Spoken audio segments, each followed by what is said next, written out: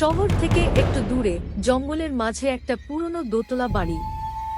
সবাই ওটাকে কালো বাড়ি বলে ডাকে, কারণ যে কেউ ওখানে রাতে থেকেছে সকালে আর ফিরতে পারেনি। অর্ক, সাংবাদিক ছেলেটা, এসব ভূতের গল্পে বিশ্বাস করত না। তাই সে ঠিক করল এক রাত সেখানে কাটাবে, সত্যিটা বের করবে। হাতে শুধু একটা ক্যামেরা আর টর্চ নিয়ে ঢুকল বাড়িটায়।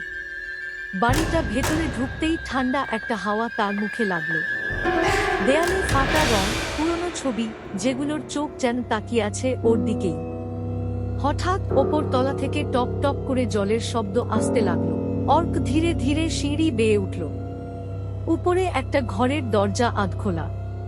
টর্চের আলো ফেলতেই দেখা গেল এক সাদা পোশাকের মেয়ের ছায়া জানালার পাশে দাঁড়িয়ে, চুলগুলো মুখ ঢেকে রেখেছে।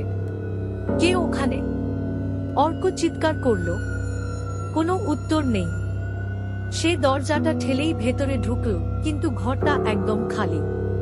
কেবল জানালার কাছে একটা হাতের ছাপ, তাজা, ভেতর দিক থেকে দেওয়া। অর্ক পেছন ফিরতেই দরজাটা বন্ধ হয়ে গেল প্রচণ্ড শব্দে।